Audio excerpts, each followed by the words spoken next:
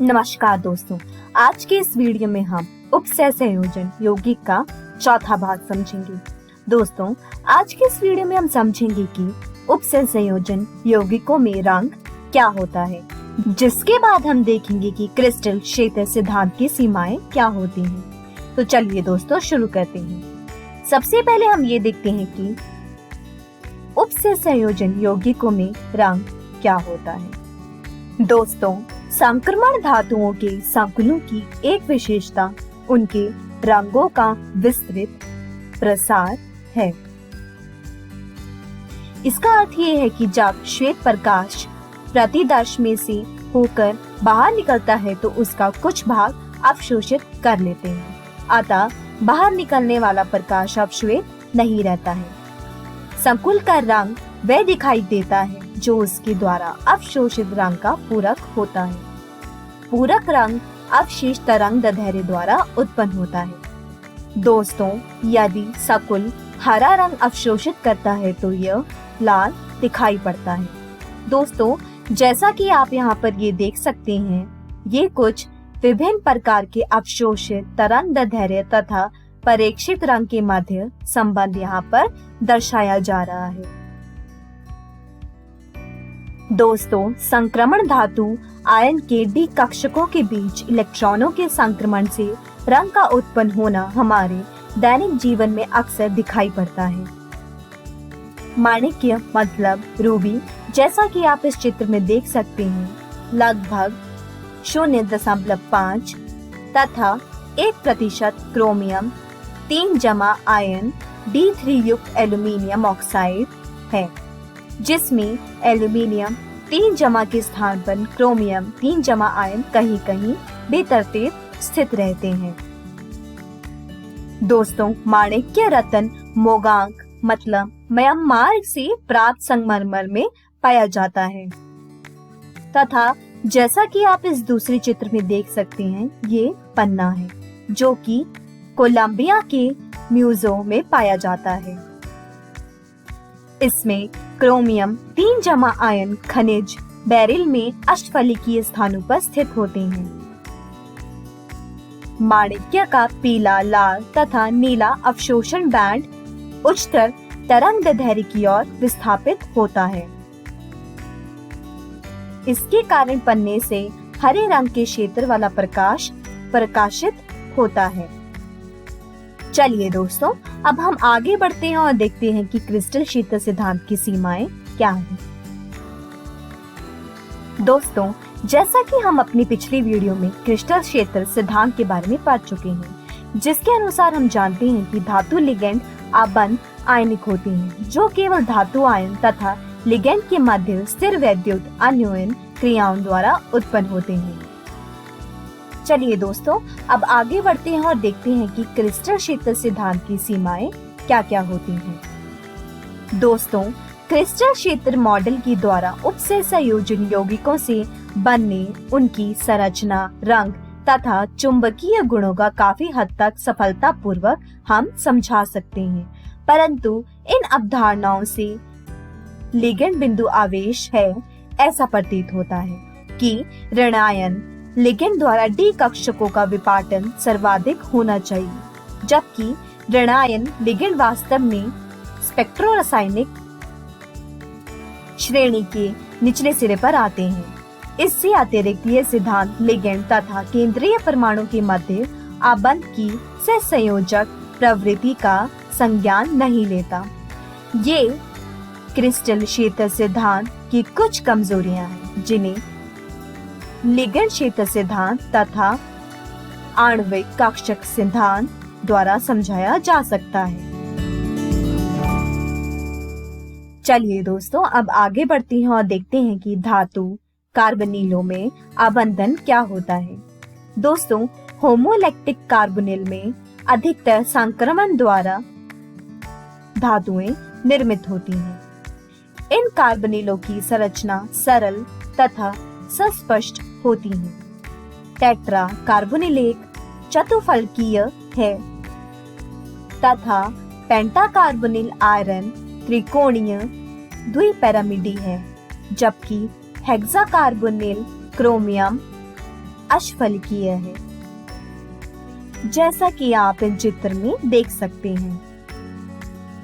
दोस्तों, धातु कार्बनिलों के धातु कार्बन आबंध में सिग्मा तथा पाई दोनों के गुण पाए जाते हैं। मेटल कार्बन सिग्मा आबंध कार्बनिल समूह के कार्बन पर उपस्थित इलेक्ट्रॉन युगल को धातु के रिक्त कक्षक में दान करने से बनता है। मेटल कार्बन पाई धातु के डी कक्षकों में से एक इलेक्ट्रॉन युगल को कार्बन मोनोऑक्साइड के रिक्त प्रति आबंधन पाई स्टार कक्षक के दान करने से बनता है। धातु से लिगेंड का आबंधन एक से क्रियाशीलता का प्रभाव उत्पन्न करता है, जो CO व धातु के मध्य आबंधन को मजबूत बनाता है। दोस्तों, जैसा कि आप इस चित्र में देख सकते हैं, यह एक कार्बोनिल सकुल में सक्रियाशीलता आबंधन अन्योयन क्रिया का उदाहरण है। चलिए दोस्तों, अब आगे बढ़ते हैं और देखते हैं कि उपसह संयोजन यौगिकों का स्थायित्व क्या होता है। दोस्तों, स्थायित्व का अर्थ होता है साम्य अवस्था पर भाग ले रही दो स्पीशीज के मध्य सगुणन की मात्रा का मान। सगुणन के लिए साम्य स्थिरांक का परिमाण गुणात्मक रूप से स्थायित्व को प्रकट करता है। तो दोस्तों, अगर हम इस प्रकार से कुछ अभिक्रिया ले तो साम्य स्थिरांक का मान जितना अधिक होगा, Ml4 की विलयन में मात्रा उतनी ही अधिक होगी। विलयन से मुक्त धातु आयनों का अस्तित्व विरले ही होता है। अतः M सामान्यतः विलायक अणुओं से घिरा होता है, जो लिगेंड L से प्रतिस्पर्धा करेंगे तथा धीरे धीरे उनसे प्रतिस्थापित हो जाएंगे। दोस्तों, जैसा कि आप यहाँ पर ये चार स्थायित्व स्थिरांकों को देख सकते हैं, जिसमें यहाँ पर K1, K2, Kn आदि को पदश स्थायित्व स्थिरांक कहा जाता है। दूसरे रूप में M तथा L से MlN के विचरण के लिए समग्र स्थायित्व स्थिरांक बीटा को हम कुछ इस प्रकार से लिख सकते हैं। दोस्तों, उपसह संयोजन यौगिकों के अस्थायित्व स्थिरांक अथवा वियोजक स्थिरांक विचरण स्थिरांक के व्यक्तक्रम होते हैं। चलिए दोस्तों, अब आगे बढ़ते हैं और देखते हैं कि उपसह संयोजक यौगिकों के गुण तथा उपयोग क्या क्या होते हैं। दोस्तों, इनका उपयोग औषधि के रूप में भी किया जाता है, जैसे कि सिस्प्लैटिनम का उपयोग ट्यूमर के निदान में किया जाता है। शरीर में कॉपर की अधिकता को कम करने के लिए डी पेंसिल एमीन से क्रिया की जाती है। लेड के विषैलेपन को दूर करने के लिए EDTA काम में लिया जाता है। शरीर में आयरन की अधिकता को कम करने के लिए डेस फेरिऑक्सिम बी काम में लाया जाता है। दूसरा है जैव प्रणालियों में पेड़ पौधों में उपस्थित क्लोरोफिल Mg2 जमा आयन का सकुल यौगिक है, जो कि प्रकाश संश्लेषण की क्रिया में सहायक होता है। रक्त में उपस्थित हीमोग्लोबिन Fe2 जमा आयन का सकुल यौगिक है, जो शरीर में ऑक्सीजन की पूर्ति करता है। विटामिन B12 में साइनोकोबाइलेमिन पाया जाता है, जो कोबाल्ट का सकुल यौगिक है। यह प्रतिप्रणाली अरक्तता कारक है। तीसरा है उद्योगों में विल्किंसन उत्प्रेरक का IUPAC नाम क्लोरिडोट्रिस ट्राइफेनिल फॉस्फीन रेडियम 1 है। यह एल्कलीन का हाइड्रोक्सीकरण करता है। धातुओं की सतह पर Ag तथा Au की परत चढ़ाने के लिए निम्न सकुल आयन काम में आते हैं। फोटोग्राफी में फिल्म नेगेटिव पर AGBR के कण लगे रहते हैं। इस फिल्म को हाइपो के विलयन में डुबो देते हैं, जिससे AGBR के कण हट जाते हैं। धातु निष्कर्षण में अशुद्ध निकल का शोधन मान विधि से करते हैं। Ag तथा AO का निष्कर्षण नीलाक्षण विधि से किया जाता है।